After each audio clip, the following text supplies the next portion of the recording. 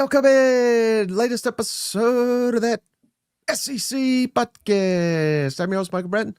Go by SEC Mike on them Twitter streets. And there's our great friend, Stephen Lassan, senior editor over at Athlon Sports. Stephen, I know you're buried under that Athlon Sports College Football Preview magazine. Can you give us an update on how that's coming? Mike, this is last year's edition here. It's got some wear and tear, as you can see. It's a 400 carry magazine. We are deep into the process, my friend, with spring practice going on. I was telling you before the show started, I think there are like 9 teams that have not updated their rosters yet. So what are you waiting for?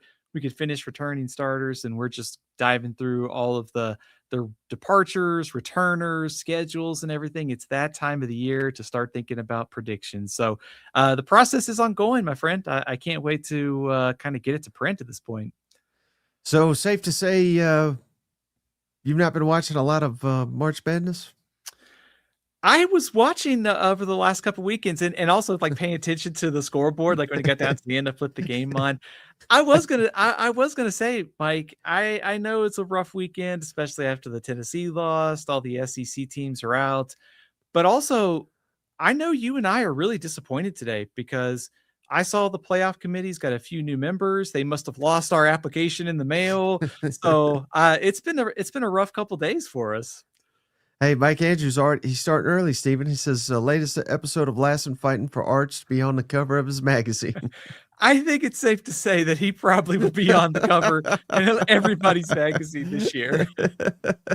Yeah, if you want to move it, you got to put the stars on it. So, yeah, safe to say there, a little breaking news. But, all right, so, hey, Stephen came up with another great idea for this episode of the show. We're going to talk impact coordinator hires in the SEC, the top 10, as well as some others we shall hit on this episode. But before we get into that, since the last time we've spoke with you, Stephen, right here, shout out Fred. Go Rebs, Chambliss time.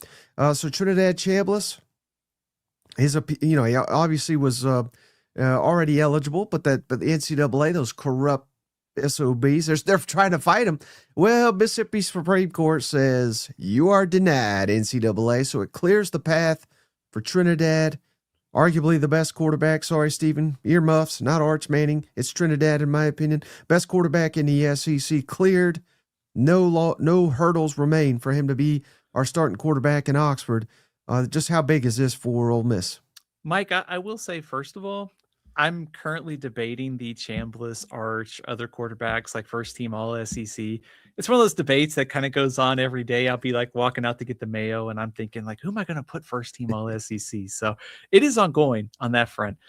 Wouldn't it have been like an all-time upset if the Mississippi courts ruled against Chambliss here? It would have been like 16 beating 1 in the NCAA tournament. It rarely happens. No surprise here. I think for the NCAA, they probably should have just stopped a long time ago because it kind of looks pretty bad in this instance when it was such a clear and decisive victory for him in the first court. So I understand they're fighting to uphold the eligibility thing at large, and there are some cases that are really questionable and stretched, but I think in this case they probably should have just stopped once Chambliss got the first one. But in any case, Mike, it's great news for Ole Miss that this is kind of now in the rear view, and Chambliss will be one of the top quarterbacks in college football this year. Mm-hmm. Well, on the other end of the spectrum, unfortunate news in Baton Rouge, Stephen, as defensive end Gabe Relaford suffers a torn ACL in practice. Does that, obviously not good news for LSU, but does that affect anything as we're trying to really figure out what LSU will look like year one under Lane Kiffin? I think it's definitely a setback. I mean, I think given the turnover in personnel, the coaching change, you don't want to lose like any key potential pieces to your defensive front, and kind of waiting to see how this all shakes out with all the transfers. I guess the good news for LSU, Mike, is, they did bring in quite a few guys from the portal, like Jordan Ross, Brian Princewell from Ole Miss. They have some guys up front who can step in from the portal. So no spring portal to bring anybody else in, but it felt like they did a nice job on the front end to sort of fortify that defensive front. Also have a lot of trust in Blake Baker too to figure this out. So a setback, but maybe not something that's like a knockout punch for LSU's playoff hopes this year.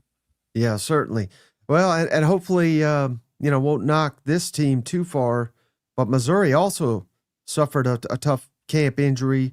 Stephen, offensive lineman Josh Atkins, how big a blow potentially is that for Drinking Company? Mike, I think this is pretty significant. On one front, it doesn't look like he's going to miss the entire season, so he could be back, probably will be back for the bulk of SEC play, but he is playing, right tackle. So he is kind of protecting the blind side of Austin Simmons being a left-handed quarterback. So that is kind of notable. Obviously, with Caden Green coming back and some of the other experience they have, I think that there's a nice foundation. But for all the good that Austin Simmons and winning the job, and we talked about some of the positive momentum that they've had, I don't think you want to lose your right tackle for too long this season. So certainly something to monitor, especially once we get into the season and see that recovery time for SEC play. Mm-hmm.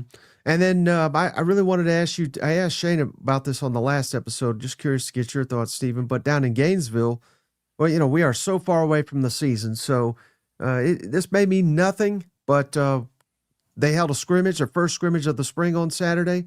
Quarterback Tramel Jones, I don't know if you even call it starting, but he went out with the first team offense. He did not score on the first drive, is what I'm told, but the other quarterback, I almost called him a backup. The other quarterback, Aaron Philo, the transfer, he led him to a touchdown on his first drive. So I don't know. What does it mean, Stephen? We need declarations here in late March. Is it time to call the Florida quarterback battle? Mike, I think what you're telling me is that the Florida defense was elite. I stopped at him at the first drive. I think it goes back to something you and I have talked about, which is you take everything in the spring with a grain of salt, because it's hard to kind of, glean too much information when you have guys who are missing. Maybe there's some things that they set up in the game to kind of scrimmage to see what that looks like in real time after they practice it.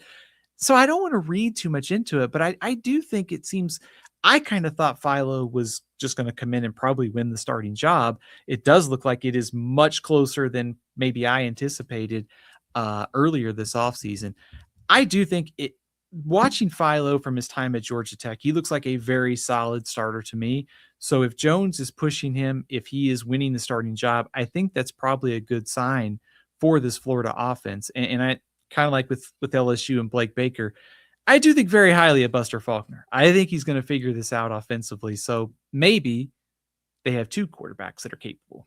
We call that a teaser, folks. So before we get into that, though, hey, down in Austin, they had a scrimmage over the weekend, Stephen, and it sounds like there's a quarterback lighting it up on the practice field. Uh-oh. And it's not Arch. He's still limited, so he's not doing the scrimmages. It's freshman Dia Bell. We got a quarterback controversy. I mean, is it possible Arch is not even our best quarterback? I don't know, Mike. I think that Arch guy's pretty good. If anything, this is good for Texas to kind of develop that depth. I mean, obviously they brought in, was it MJ Morris late in the portal? They had Matthew Caldwell last year, sort of as a veteran to bridge the gap. I guess it's good to see the young quarterback shining in the spring, especially while Arch is limited, because you get into that season with 9 SEC games, Ohio State, there's still the long college football playoff if Texas was to make it. So you could potentially have a very good plan B just in case Arch was banged up, or perhaps if those early season hiccups that we saw in 2025 start to show up again. Yeah, I think you're right. But I just was fascinated to hear your thoughts of another quarterback down in Austin lighting it up. All right, and then the last one before we dive into the coordinator talk, Stephen, down in Athens. So apparently Gunnar Stockton's pretty limited this spring. And I don't think it's serious by any means, but I believe it's a knee or a leg issue or something like that. But considering that we are kind of breaking in new receivers, some new offensive linemen, do you want him out there to develop this rapport with his new receivers? Or, there's people like David Pollock, who we respect a lot. He's saying, man, I don't know if they can win a national championship with Gunnar. And I think that is he's not alone. He's not the first one to say something like that. But is it good that we're getting other quarterbacks developed? I don't know. Is this a plus or a minus that Gunner is limited this spring? Mike, I think it is a minus because I do think I want to see Gunner Stockton take that next step this year. I think what David Pollack is saying is kind of the thing that I've been wrestling with for the last couple of weeks, because we have been sort of talking about who are we going to pick number one in the magazine. And no shocker, it's like you go to the Big Ten champ, you go to the SEC champ, you go to Notre Dame. Like those three pillars, somebody out of there is probably going to be your preseason favorite across the board. Georgia, back-to-back SEC champions, probably a pretty strong contender for number one. But the thing I keep coming back to is when I look at this offense, I mean, only 4 completions of 40-plus yards last year. You lose Zachariah Branch, who is so good at turning those short passes into long gains. So now you're trying to manufacture some other big plays in the passing game. On the positive side, you have all summer and fall to kind of work on that. So it's not necessarily the knockout punch. But I do think it adds a little bit of question to me for Georgia, because I do think they're going to have to generate more big plays this year. I don't think you can count on saying it's very difficult in this era of college football to go 10 plays, 11 plays. You've got to be able to hit some home runs. That's my big question with Georgia, and that's something that I'm wrestling with all offseason, probably much like Kirby Smart yelling at his defensive lineman getting blocked by receivers. Yeah, no doubt. All right, so that's all I had for kind of stuff around the league that I'm kind of hearing about. So let's dive into some coordinator discussion, Stephen. And so again, Stephen has got top 10 impact coordinator hires in 2026 in the conference. But before we get into the list, there are 2 guys that I wanted to mention that are not necessarily hires. They're more in the retention category. So Stephen did not include them. We discussed it and thought it'd be best to do it this way. But how big potentially do you think Blake Baker being retained at LSU? Because Stephen, I think, and I understand it, right? Hiring Kiffin, this offense, bringing in Weis, spending who knows what on Sam Levitt, but probably millions and millions and millions of dollars. There's all this focus on, oh, buddy, man, they're running this tempo. The beat reporters are probably falling out of their chairs talking about how quickly, this looks, as, I don't blame them. If you watched LSU last year, it was quite dreadful to see that offense. But while all the focus, all the attention is on all the, the glitter and the shiny new toy, I think Blake Baker being retained, not a new defensive system, bringing back a lot of key personnel on the defensive side of the football, as well as adding significant talent via the transfer portal.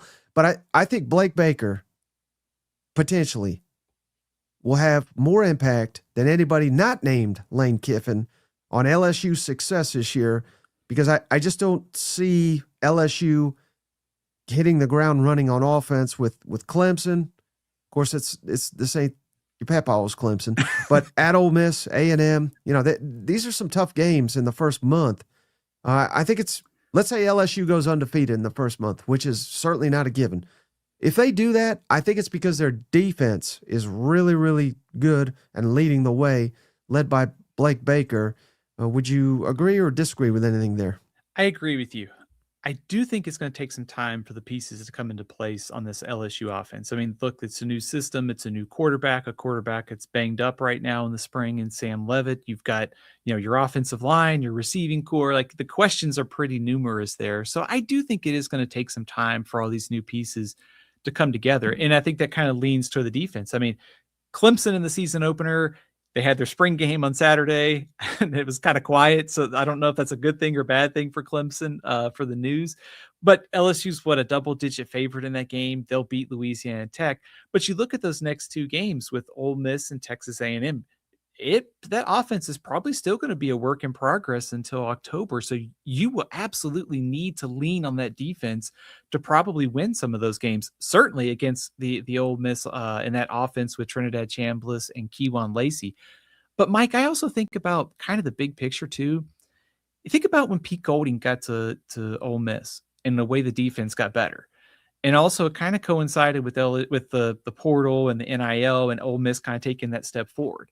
So, going from an 8-5 the year before Golding got there to 11 victories those last couple of years, like the defense took a big step forward. And if Kiffin had to go out and hire somebody else, you're kind of starting from scratch there. But the fact they kept Blake Baker, they have that really solid baseline. You're kind of marrying the two. You're kind of marrying the top 5 SEC defense to go with the top 5 offense in theory. And I think it will work pretty good for LSU over the long haul. So I just think in the big picture, Kiffin's tenure at Ole Miss really took off once he fixed the defense. And now this year, given the question marks on offense as it comes together, it's going to be paramount for that defense to kind of stay a top 5 group early in the year. Mm-hmm. And again, so we're talking LSU defense. And what did I say was all the attention, Stephen, was the offense? There's 10 people asking, well, give us an update on Sam Leavitt. So that's all people care about, but they're focused on the wrong thing. But since they're asking, Sam Leavitt not participating in 11-on-11 work in LA. Again, we just opened camp here last week, so it's not like we're over and done with. He could still suit up. He's participating otherwise, but not in 11-on-11 work. So he is. I think if they had a game today, I don't think he'd be suiting up for him. Do you have any other information there? So it was a Liz Frank injury, if I'm not mistaken, for him, which is not easy to come back from quickly. So I think the plan has always been for him to be limited in the spring and then ramp it up once you get to the fall, which is kind of the best case scenario. But obviously, given the turnover and transition on the offense and new surroundings, I think you'd want him out there. So I guess to say it feels like it's on track, but it's also it's one of those things when you see Kiffin kind of maybe sort of downplay a little bit at his press conference last week, kind of how fast this is all coming together. It is going to take some time, I think, for Leavitt plus the pieces to kind of get on the same page. And I'm seeing a lot of comments, Stephen, that LSU's defense trash, that they suck. They're going to suck again.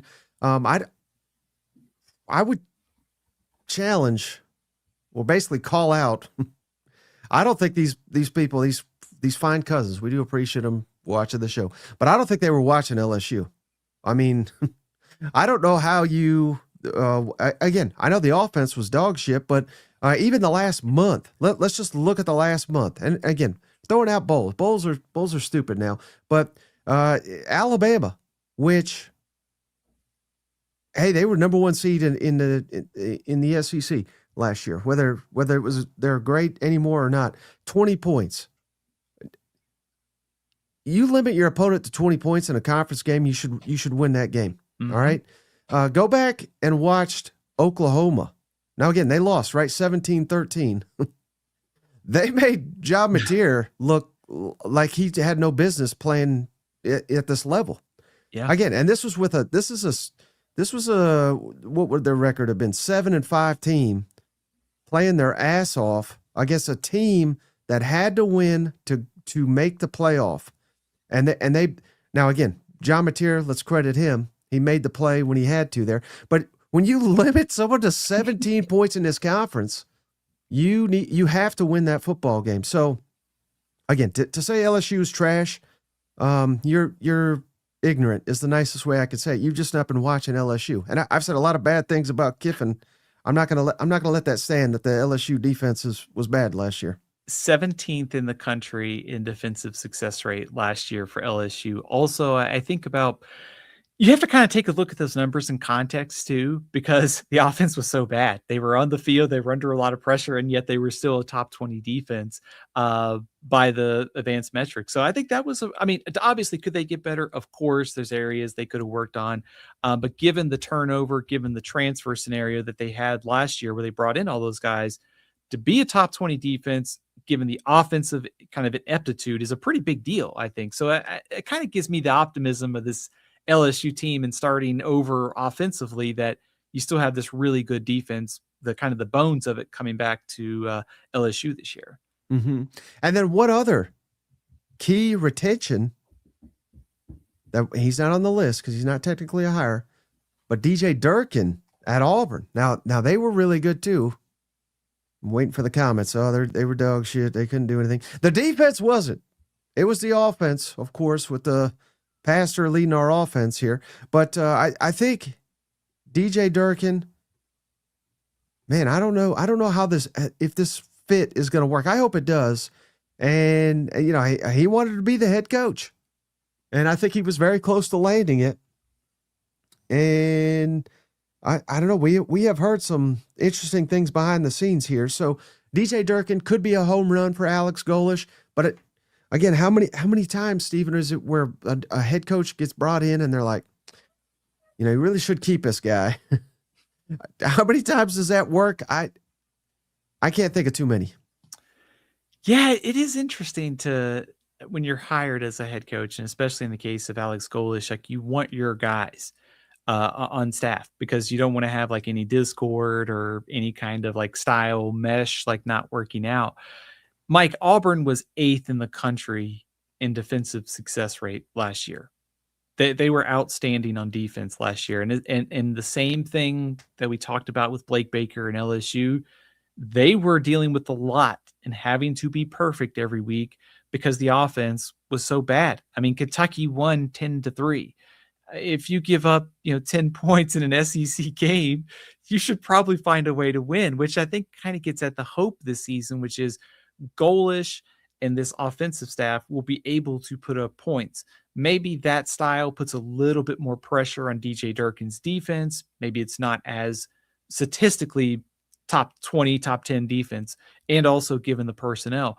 But given the track record, this defense was pretty good last year. And so I think that has to be the hope of you fix the offense to go with a pretty competent defensive coordinator, and that equals a much better 2026 season.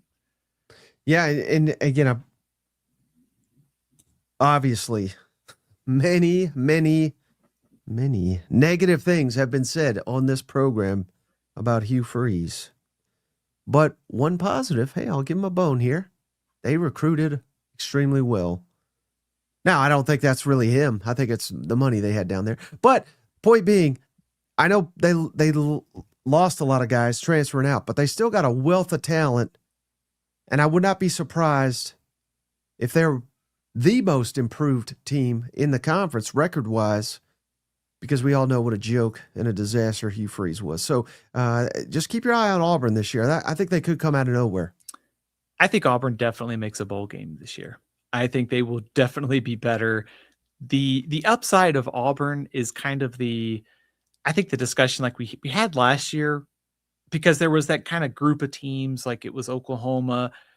A lot of preseason love went to LSU incorrectly, but there was a lot of buzz. Hey, maybe Oklahoma could take the next step. There were, like Ole Miss had a lot of turnover, but could they reload too?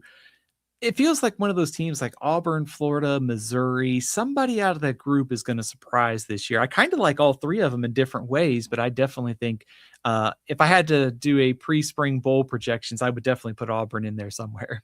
Yeah. All right, so let's get into your top 10 impact coordinator hires for 26.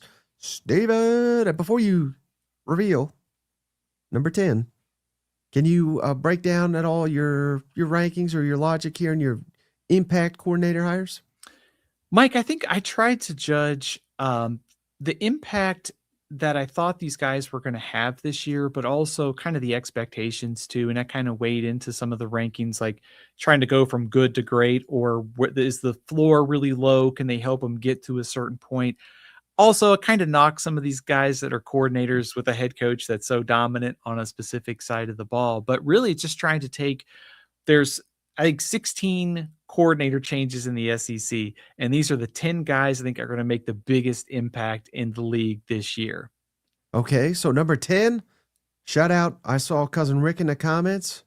Reveal number 10 for us, Stephen. Mike, this is a big one at number 10. It's Holmon Wiggins. If you want to look at just impact that he could have on the season, he probably needs to be much higher on this list, because Texas A&M's got the question marks with the revamped offensive line. What do they get out of Marcel Reed this year? Does he kind of pick up where he left off at the end of the year with the turnover trouble, or does he take a step forward? There's a lot of pressure on Holmon Wiggins. So his impact is probably greater than 10, but he is a first-time play caller. His work as a receivers coach has been very good. He's also worked for Nick Saban. He's worked for Mike Elko. I think that counts for something. And I also think it counts for something that A&M has the resources to hire anybody in the country they wanted as OC, and Mike Elko picked him. So there's some risk, but I also think that you kind of have to trust Mike Elko. And given the potential to where this hire could go, he's number 10 on our list. Any thoughts on the fact that it's very early, right? But there is speculation and some buzz out of College Station that that A&M will be a little bit more tempo and go quickly, which is interesting. That they returned Marcel Reed, so I guess that makes some sense. You got a field general out there. You've got some really good receivers back, but you're breaking in 4 new offensive linemen. So it's, maybe that makes all the sense in the world, right? Because if the faster you go, typically that can kind of help the offensive line. And I don't think you can go what do they call it? A couple of yards in a cloud of dust or whatever, but you can't do that when you're breaking a new offensive line. So that was Jimbo's offense, right? Right. Get as far away from that as we possibly can. What would you think about A&M trying to go warp speed this year? I like that idea for 2 reasons. I think one, if you are trying to minimize the turnover on the offensive line, and this also it plays into the second thing, which is, aren't you trying to make it easy for Marcel Reed? You're just kind of minimizing, like, you're getting in tempo, you're making it very easy reads, you're getting the ball out quick, you're getting it in space to your playmaker. So you're trying to say, hey, our offensive line's new, we don't have to block for 5 seconds. You get tempo, you make it easy for Marcel Reed. So I like that if that's the direction that A&M tries to go a little bit more this year. Mm-hmm. All right. How about number 9 impact coordinator hire, Stephen? Staying on offense, Mike, and we are going to Arkansas with Tim Cramsey. Longtime offensive coordinator from a couple different stops. He has been pretty successful at all of them. Is he as good as Bobby Petrino? Probably not, but not a lot of coordinators are. When Tim Cramsey comes over with Ryan Silverfield, they were both at Memphis. Memphis led the American 2 times in scoring under Tim Cramsey. And even back to his time at Marshall, they were one of the better offenses in Conference USA when Marshall was in Conference USA. There's a lot to like here. Successful offensive coordinator, a couple different stops, kind of cohesion with the head coach. I think this is a really solid hire for Arkansas. You could throw Ron Roberts, the defensive coordinator, on this list too, but I like Tim Cramsey's potential for this Arkansas team this year. Mm-hmm. Yeah, and I think you hit on something important there where at Memphis, now again, you could be somewhat critical of, they didn't win the championship and the resources they had, this, that, and the other, but man, that was a really competitive league with some really good coaches, and to prove yourself year in and year out. Now, obviously it's tougher in the SEC, but it might, hell, maybe it's not anymore, Stephen. Again, we're losing at everything these days, but, I kid. But point being, I just think it's kind of silly, these people that are like, well, good luck doing it in the SEC, because, I mean, some of the best of all time, like Nick Saban, he had no SEC experience. And I'm not saying this guy's Nick Saban. Well, you know who else didn't? Urban Meyer, and he dominated. You know what I mean? So many of these guys come down here. If you could coach, you could coach, generally speaking. So the fact that he did it year in, year out, I think that speaks well of Arkansas's coaching staff. I was going to say that's the same thought I had on Brian Kelly when he was hired. Man, he's won everywhere. He's going to win LSU. Whoops! That was way off. There goes my whole argument. But yeah, you're right. I mean, Mike Elko is from New Jersey. To your point, there's good coaches can come from anywhere. I think if you're a good coach, you can figure it out. Also, on the Silverfield thing, I think it's, he definitely took over the program from Mike Norvell when it was in a pretty good spot. But it actually dipped off. Like they went, I think, 6-6 one year. But then from 23 to 25, they were 29-9. So if it was all just, I'm taking over from Mike Norvell, I have a good program, Silverfield would have just continued that. And given the roster turnover at the G5, this was not like back in 2010 where you had guys for 4 or 5 years. So I think the fact that, hey, Memphis got worse, he had to get them better, he had to navigate all these roster things. Like, I think that says to me that Silverfield was learning on the job as a first-time head coach, and he's got 2 veteran coordinators to lean on now at Arkansas. So I think for all the skepticism, rightfully so, I think there's some things that you have to like about Ryan Silverfield and what he could potentially do at Arkansas. Mm-hmm. All right. So who is your number 8 impact coordinator hired in the SEC? Brad White, defensive coordinator at Florida. I kind of moved him down the list a few spots, Mike, just because John Summerall is a defensive guy. The bottom line is I think John Summerall nailed his coordinator hires, Buster Faulkner and Brad White. This is a big-time upgrade for Florida. Heck, they may have one of the better coordinator tandems in the country right now. Just looking at Brad White's resume, he's been around the SEC. He comes over from Kentucky.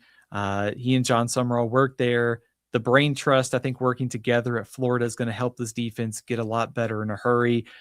2020 to 2022, Kentucky ranked in the top 5 in SEC in scoring defense in each of those years. So there is the ability to take talent at Kentucky, develop it, turn it into top 5 defenses. He's going to be working with more talent at Florida now. I think there's a lot to like about Brad White and John Summerall turning this defense around right away. Mm-hmm.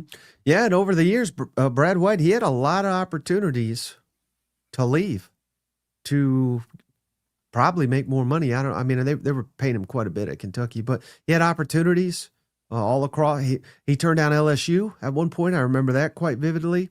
He turned down Florida State, I believe. Of course, that program's in shambles now. But point being, people that got money have been after this guy for quite a while, and he was quite loyal to that Kentucky program. So I think you hit on something very important there, Stephen. I want to see what this guy has when they have a little bit more resources behind him.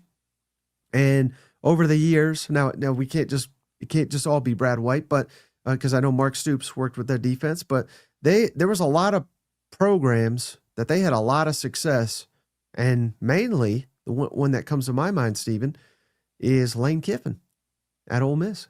They always had a ton of success against him for whatever reason. Now, he had no success against Josh Heupel, so I don't know what that's about. But again, hey, Florida doesn't have to play Tennessee this year, so maybe not that big of a deal. But yeah, this is it's going to be fascinating to see Brad White, his SEC experience, bringing it down to Florida with a little bit more talent, or I should say a lot more talent potentially than what he ever had to do at Kentucky. We say it time and time and time again, the players matter more than the coaches. So we already believe this is a good coach. What will he look like with better players? If I'm a Florida fan, I'm pretty excited about it. It also goes kind of on the same storyline like we talked about with DJ Durkin and Blake Baker, which is at Kentucky, the defense certainly wasn't the problem. But given all the offensive issues, it kind of made any kind of issue on defense magnified because they were either on the field or asked to be perfect. And for a lot of time, they were when Brad White and Mark Stoops were kind of at their peak. The last couple of years, they tailed off, but how much that was also the offensive regression too. So this to me looks like a really solid like SEC lieutenant coming over to lead the defense for a coach stepping up from being over in the American. It feels like a really strong fit for John Summerall, especially given that kind of background that these two have. Mm-hmm. Well, speaking of strong fits, Stephen, a strong fit for our audience, none other than CheersHealth.com. Go check them out, CheersHealth.com. There's a link in the show notes. Use that promo code THAT-SEC, THAT-SEC over at CheersHealth.com to get 20% off. You say, what is this Cheers you're going on and on about? Well, I'll tell you, Stephen, it's the only way Cousin Shane is getting his butt out of bed and on the golf course after all these beers he drinks every night, because it's an after alcohol aid. Whoa, I'm throwing it. They said us to us, all you got to do, take these before you go to bed or after your last drink. And CheersHealth.com, promo code THAT-SEC. They promise you are going to be feeling 50% better or your money back. So go check them out. Cheers helps you metabolize the alcohol more efficiently and supports overall liver health. You can find this in over 30,000 retail stores, but we're just trying to save you 20% off. Over 50 million doses of Cheers have been sold. Again, cheershealth.com, promo code ThatSEC for 20% off, Stephen. It's the only way. Again, Shane is getting out of bed after all these beers. So we stand behind Cheers because Cheers is cheering Shane right out of bed. And yes, there he is, Shane down there. Cheers. I thought maybe he was, used all of his beers and Cheers because of the struggles that the SEC's had, Mike. I mean, is he, well, that is why he is Cheers. Right. Or we could have said, Florida fans the last couple of years watching that Billy Napier offense, all that alcohol they had to consume to forget it. Now they've got Brad White, John Summerall, and Buster Faulkner, and Cheers. They're going to be set for this year. Well, tell me, Stephen, how often they're going to be cheering down in Oxford for Mr. John David Baker. That's right, Mike. He's number 7 on our list. I hate to keep saying this, Mike, but I think this is another strong fit, especially when he's got experience in the program. He just worked there from 2021 to 2023. So he has experience in your program. He goes to East Carolina, and they are top 5 in the AAC in scoring offense in back-to-back years. Love the big plays that they produced on offense. They led the American in 2024 in plays of 40-plus yards. They were close to the top in 2025. Thought also good balance, too. It wasn't all just big plays in the passing game. It was the run game, good on third downs. I like a lot of what I saw. So now the question is, can he pick up where Charlie Weis Jr. and Lane Kiffin left off? I think the early returns have to be yes, given his experience in the program and his strong 2 years over at East Carolina. My only question with him is the tempo. Now, again, that's what Ole Miss has been running for years, so maybe we just don't mess with it. But also, what was the problem last year, Stephen? Our defense kind of fell apart there and may have cost us a potential national championship. Now, again, they made some plays. I don't want to say they were awful by any means, but it's exciting. You're scoring a lot. You're wearing out the defense. So I get all the advantages, but the disadvantages of leaving your defense out there for more snaps, I don't know. I just don't know if there's a middle ground there where Coach Pete Golding is going to have John David Baker kind of reel it in a little bit, or do you just kind of, that goes against our identity? I don't know. What any thoughts on that? It's a good question. I think this might be one of Pete Golding's kind of first tests as head coach, is to kind of see what direction he takes. Because obviously, being a defensive-minded head coach, do you want to play more to that side of the ball, or do you don't want to mess with what's worked? I think you don't want to mess with what has worked. I think they were top 5 in the country in success rate back in, was it 2024, when the defense was so good? I mean, to me, last year's almost more of a, hey, they turned over a lot of personnel. And now, given especially what they brought in through the portal, I think there's a chance this defense is just better just from personnel and production. So maybe there is some tweaks around the margins that you make to sort of play to your defense if you're in one of these close games against a high-profile top 10 opponent. But I think for the most part, you don't want to mess with what has worked, and especially when you got Chambliss, Keywan Lacey, and these playmakers, I think you play to that strength.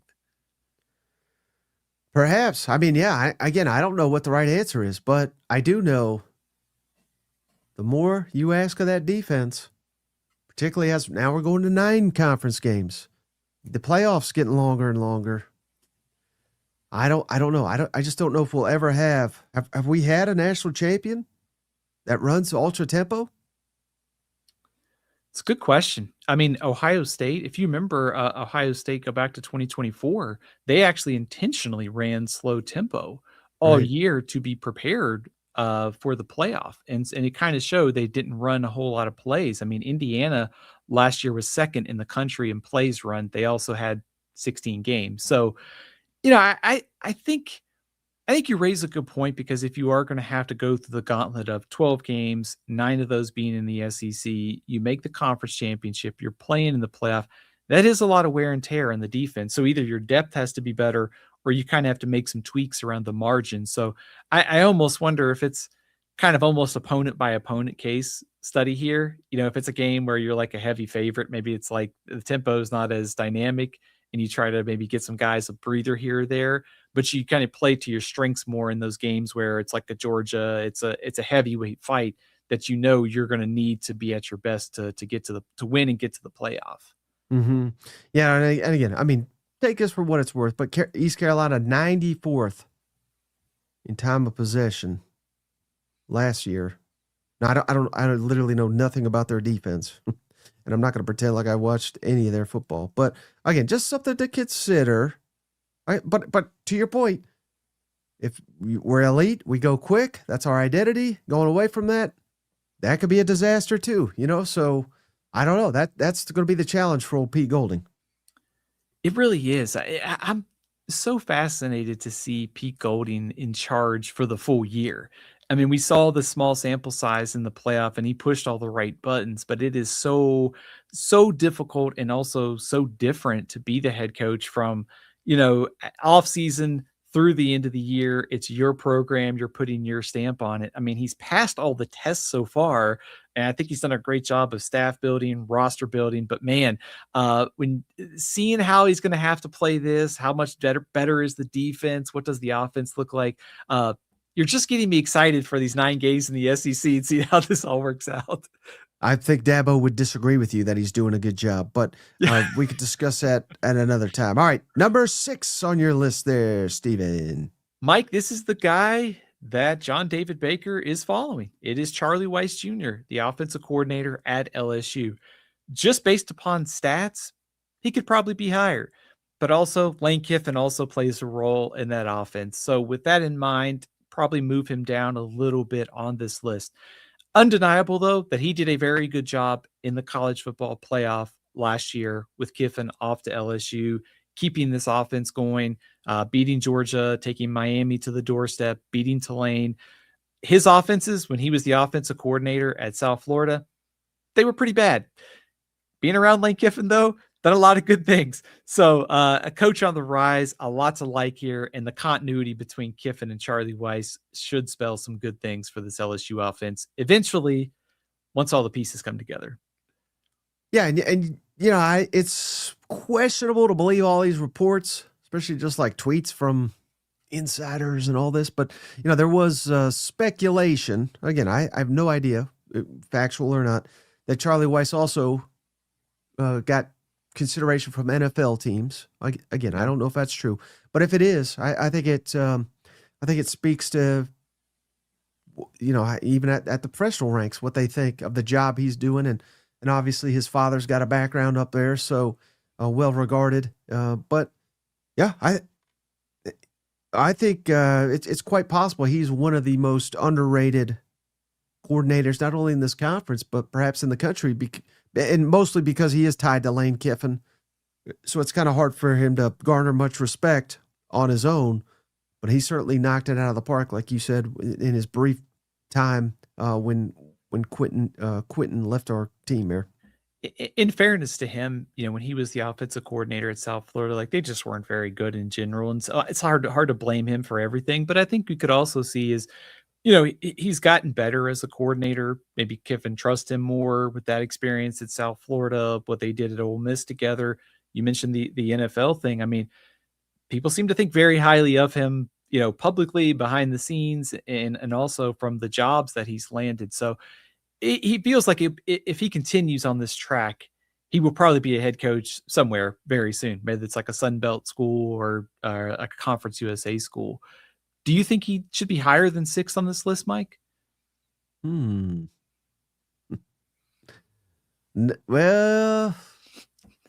no, because I already know who the top 5 are. But the top 5, I think they possibly have a larger impact, believe it or not. Even though Charlie Weis, we're not ranking them saying these are the top 5 best. We're saying top impact, and I think you nailed it with your top 5 here. This is a tough list to put together. I don't know if you agree with me. I think the only coordinator hires I really didn't like were the ones that Kentucky did. I mean, and Chip Lindsey at Missouri kind of for the most part, I think everybody else did well. Is that fair to say? I'm trying to think here. Any I didn't like.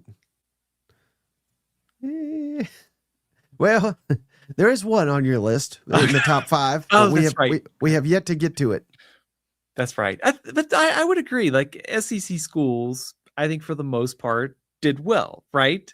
Mm-hmm. I hope so, because coaching is I think a nightmare at the conference right now. But where they're trying to correct it is in Starkville, where you got their number 5 coordinator. That's right, Mike. Zach Arnett, very weird to be the head coach at a program and come back and be the defensive coordinator. But that's exactly what is going on this offseason. And it is such a great hire for Jeff Lebby. I think about the style that Mississippi State plays offensively, high powered, want to score, you want to get big plays. Well, Arnett's defense is pretty good at sort of creating confusion, sort of negative plays, trying to take the ball away. That style kind of meshes well. I think you try to create some havoc on defense to go with the big plays on offense. Mississippi State has allowed over 37 points a game in SEC contests the last 2 seasons. I think Zach Arnett's going to make a big difference right away. This defense may not be top 5 in the SEC, but man, just given how bad they were, they have a competent defensive coordinator that knows this program and it's got a track record of being pretty solid. I think this is probably a pretty 5, maybe too low for Zach Arnett. Is that fair? Yeah, and I do think it speaks to his character and his, well, I guess just character, but just the fact that he was fired from this university not that long ago in disgrace.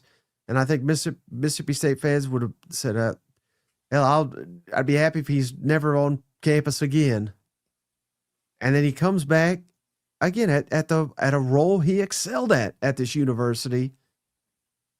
I think that says a lot about him and just how much he enjoyed his time there and how much, he believes that he can, because this could be a last opportunity for him as well. Like he's got to be all in. He's got to make some strides on this defense, because if they don't, the guy that hired him is probably getting fired.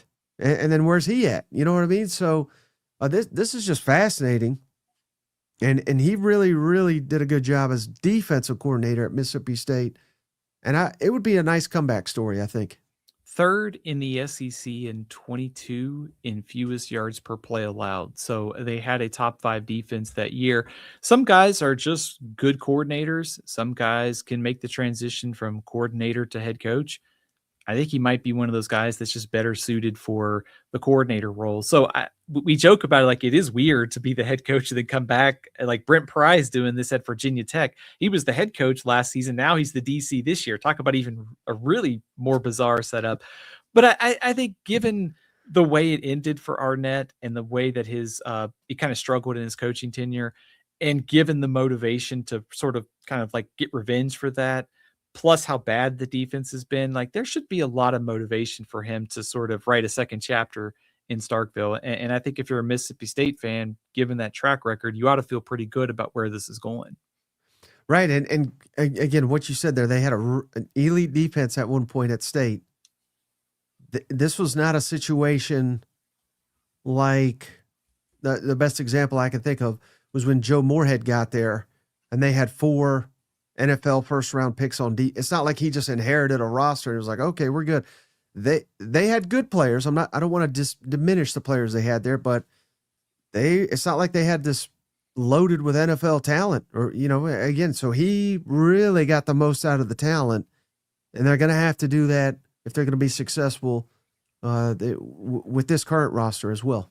I also think at a place like Mississippi State, where you're going to be at a talent disadvantage to a lot of teams in the conference, this kind of defense where it creates havoc. I know we talked about it plays well to the style that Lebby wants to play, but it feels like a defense that could be like really confusing week to week to play. And so that extra confusion makes it hard to prepare for, hard to adjust in the game, which helps Mississippi State. So I think it checks a lot of boxes that you want, like just finding ways to get the most out of talent at a place where you're probably going to be behind the rest of the SEC.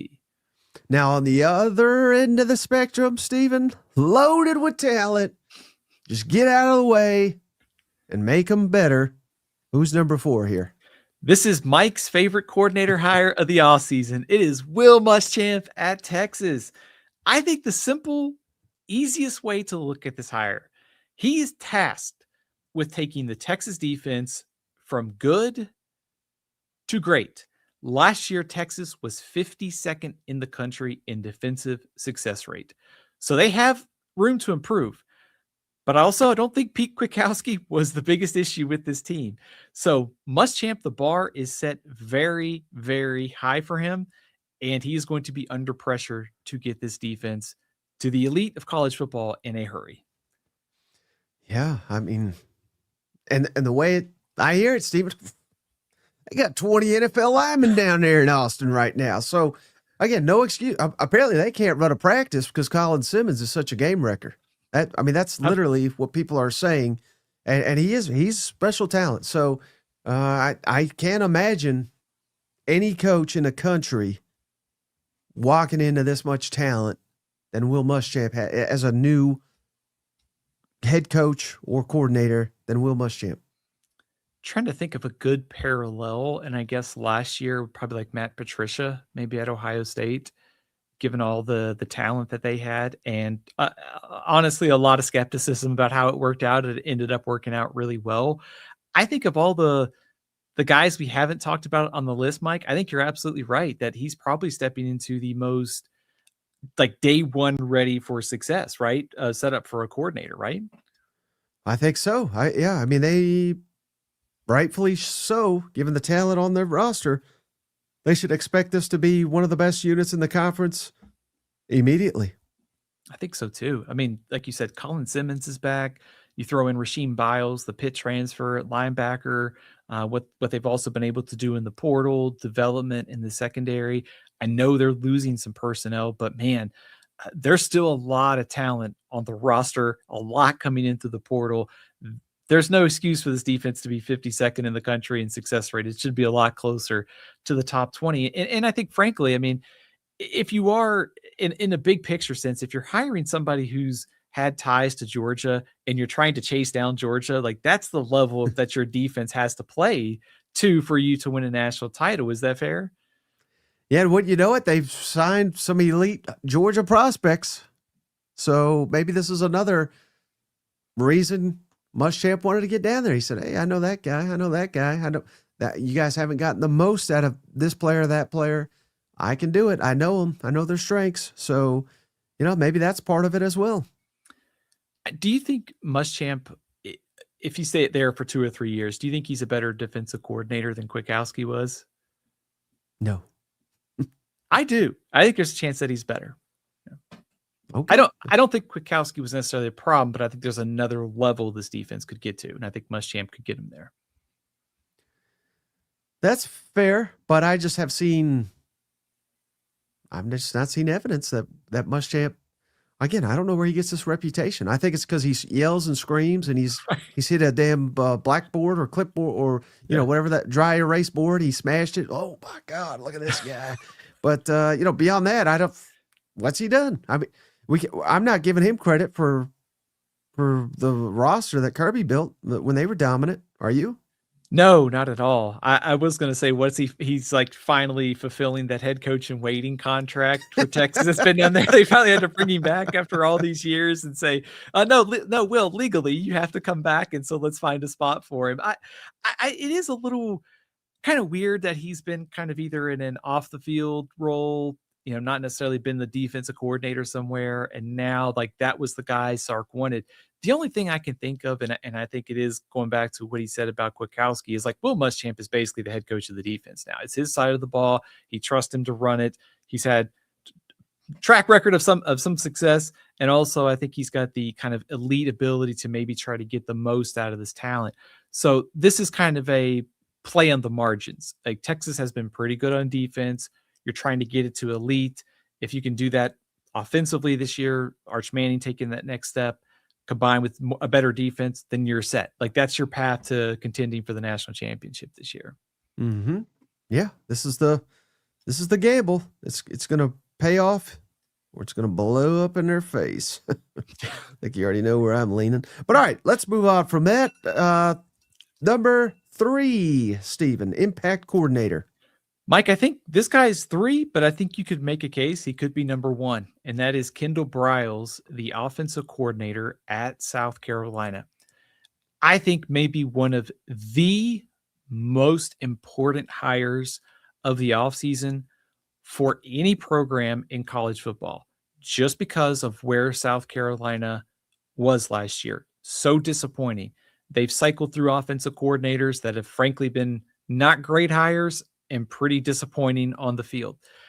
They need to get the most out of Lenore Sellers.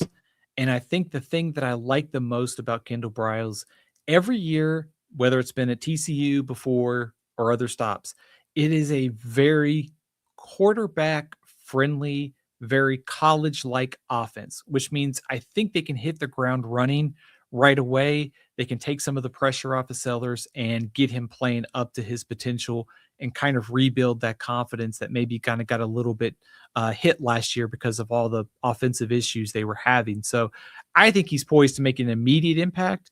I think the upside of this hire, if he can get it to, elite level production, then South Carolina probably rebounds back into the top 25, top 20 this season. Yeah, and I'm trying to think. I mean, depending on what you think of Dow Loggins, I don't know that Beamer's had a good offensive coordinator to date in Columbia. Yet they've had their successes. It's been very mixed, obviously, but I think it goes without saying this is the best offensive coordinator of the Shane Beamer era. They've got a lot of talent to work with. And this guy, at many, many stops, including in this conference, has made an immediate impact and has excelled. I think you got this just right. Top 3 for sure. Top 3 impact coordinator hire in the conference this year. Easily, in my opinion, the best coordinator hire, the offensive coordinator hire that Shane Beamer has made. But it's also funny. It's like the most important one, given like where this program is and the potential to kind of be staring at like a crossroads type of season. And when he was at Arkansas, Mike, 2022, averaged over 30 points a game. Every year at TCU, averaged over 30 points a game. If that's the production South Carolina is getting, I mean, like I said, they're going to be in the top 25 because that means Lenore Sellers is back to producing at 2024 into season type levels. Mm-hmm. Yeah, I think with Shula, it was just too bogged down, Yeah. And it certainly seemed like Sellers thrived in those moments where he was not overwhelmed with pre-snap BS, Yeah, this kind of the Briles hire feels very like college, whereas the other guys felt very pro style, very structured. I mean, I know it's nice to sell that to quarterbacks like a Spencer Rattler, like a Lenore Sellers for NFL purposes, but I mean, look at all the offenses that have put quarterbacks in the NFL. I mean, Indiana's certainly pro style. They run a lot of RPOs. Every offensive scheme is kind of meshed together and they all kind of blend together. But this I think can make it easier and sort of let Lenore Sellers not have to be doing 100 things. Like, you're making it easy to play fast, to play loose, to build that confidence back up, use your legs, be able to hit the easy passes, let the Jaden Sellers and the other receivers take it in space. So this really feels like it is a good fit for Sellers and his talent. Okay, we're in the top 2. Stephen, who do you got as the number 2 impact coordinator hire at ASCC? Mike, this is like going from like black and white TVs to like, big time like satellite in the 90s. It's Buster Faulkner of Florida. Put out the Billy Napier archaic caveman offense and bring in some spread with Buster Faulkner. I love the creativity. I mean, Georgia Tech was one of my favorite teams to watch last year just because of the creativity that Buster Faulkner had. He has been an offensive coordinator at a handful of jobs, but last year at Georgia Tech, they led the ACC in yards per play. Great use of the run game, quarterback development. We all remember how Haynes King struggled at Texas A&M. He was an all ACC type of quarterback over at Georgia Tech. So this just feels like somebody who is going to get the most out of Florida's very, very talented skill positions this year. Is it legal to run offense in Florida? I mean, what was that? The fun and gun? What was that all about? Yeah. Yeah, this used to be the place for offense in the Southeastern Conference. And, I guess we got a little bit of that under Dan Mullen, but it's been a while since they've had a fun and interesting offense. But I think this could be it. Let me ask you this, because I'm not trying to knock this impact ranking, because I think you could say it's maybe one of the best potential hires. If we were ranking these coordinators as like the best long-term hire, I feel fairly confident to put Faulkner maybe even number one. But it may take, I don't know if we can come in year one and expect this to be an elite offense, but maybe I'm wrong. Maybe that's just because I don't know who the quarterback's going to be.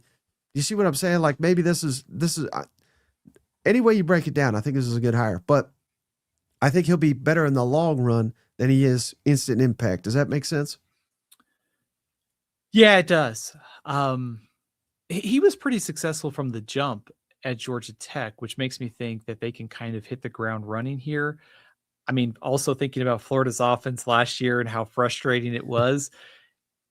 I know there's some quarterback questions. I mean, DJ Lagway didn't have the best year last year either. So even if you're just getting like average play, I think there's a lot of like meat on the bone for this offense to improve. I think I would agree with your kind of point there, though, is that once Florida and this staff and under Summerall have a chance to recruit and they go out and maybe get a high level impact starter, then the offense can go from like here to here. So yeah, I think long term, I think there's a lot to like. Short term, I think you'll see a much more creative and I think a much more productive offense next year. I think the question is like, what's the ceiling, I think. Yeah. And now certainly they'll have weapons. Maybe the best running back in the conference. Arguably, maybe the best core of receivers. So who knows? I mean, if they hit on the quarterback, that's the missing piece. I'm probably focusing too much on that. But if their quarterback is, let's just say, very good, which is not a given, but let's say he is, yeah, Florida is going to be very dangerous this year. I think Florida is probably my favorite of the dark horse teams that we talked about this year, just because it feels like the coaching upgrade's pretty massive from a guy who's getting the most out of the roster at G5 schools, or sorry, now G6 schools, going to Florida and also inheriting some skill talent. I think that's going to work out really well for Summerall and Faulkner. So I'm probably a little bit higher on Florida as far as the dark horse over Auburn from our discussion earlier. But I think long term, and I know we talked about this with Billy Napier, like here comes a coach from the G6 ranks taking over. Like it seems like a good fit. It feels a little bit different. Doesn't feel like Florida's going to run back the same struggles that we saw the last couple of years. Okay, now we're down to the number one, according to Steven, impact coordinator hire in the Southeastern Conference. Cousin Shane, I hope you're still in here, buddy. Yeah, I was going to say, Mike, I hope Cousin Shane is still awake, because number one is Jim Knowles, the defensive coordinator at Tennessee. I know Jim Knowles and Penn State didn't have a great year last year. I don't think one bad season erases 10 plus years of being a good coordinator. And he's done it at some hard stops. Yes, he was Ohio State. They were an elite defense, but back to Oklahoma State, not a place that was easy to play defense at when he was there. And he was very good there. So is it going to take some time? Probably. But I also think what Tennessee has been able to do with the assistant hires and also through the portal, they have guys who are very familiar with Knowles' scheme from Penn State. So I think that should kind of fast forward on the rebuilding process there and also just kind of getting acclimated. Also, Tennessee was pretty bad last year on offense, had our defense, had a lot of injuries, played pretty bad on defense. I mean, the bar is pretty low. Getting someone of Knowles' caliber, and I think if you forget about last year, most people had him probably in the top 5 defensive coordinators in college football. I don't think he's forgotten all that. And given where Tennessee is, I think they're in for a massive, massive improvement on that side of the ball. Now, let's say that happens. let's say they improve drastically, which they got a lot of talent. Linebackers they're loaded with linebackers. Rodney Gardner, I think he's the best defensive line coach in the SEC. They have a lot of resources invested there. Secondary, they've hit the transfer portal, so we'll see about that. But let's just say the defense is significantly better. Is Tennessee being overlooked as a potential playoff team, you think?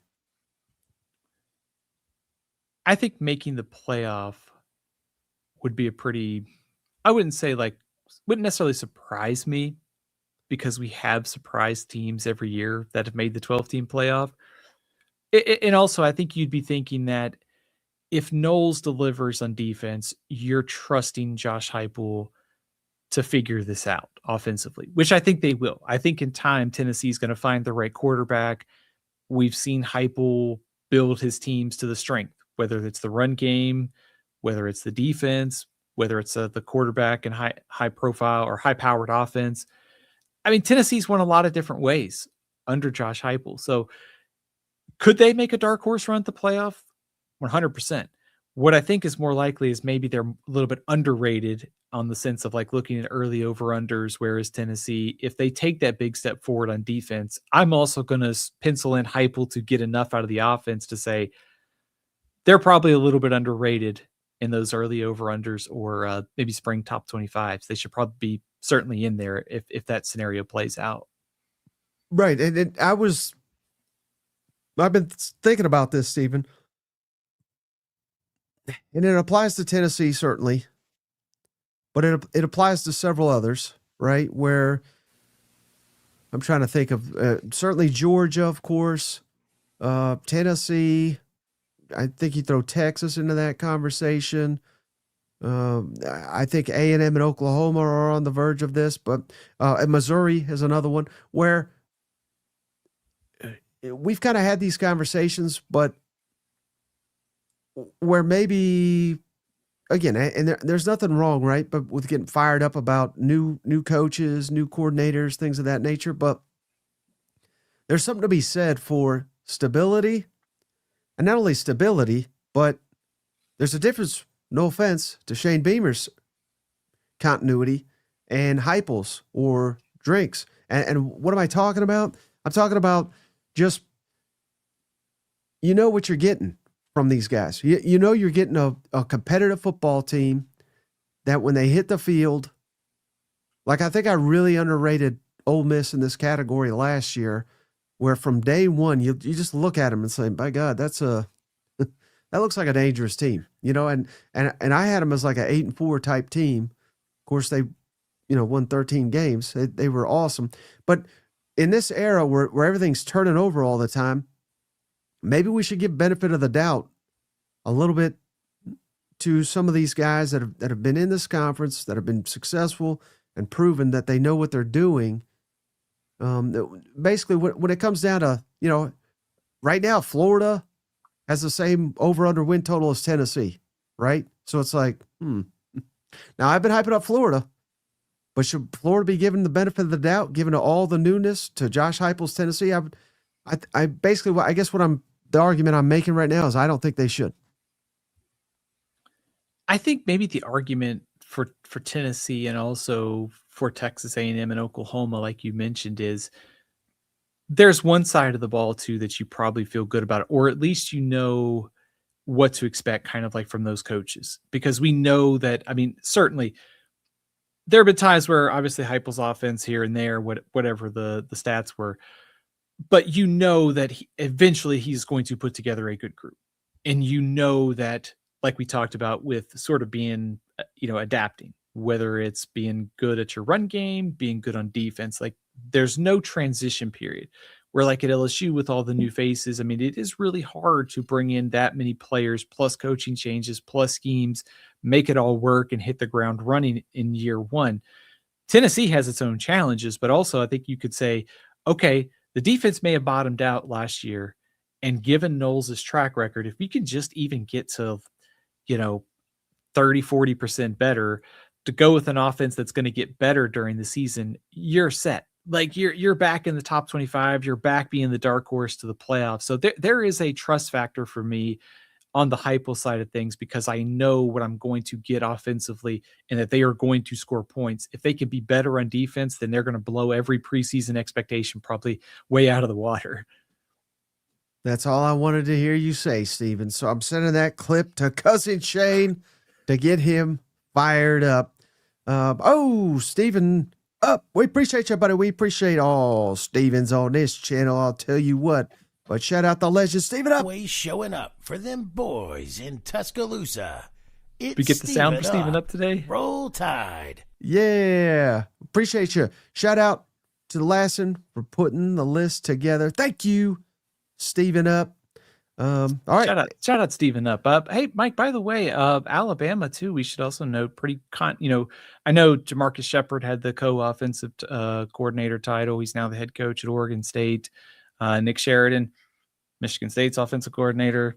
So there is some turnover at coordinator, but no change at play caller. So, we talk about continuity.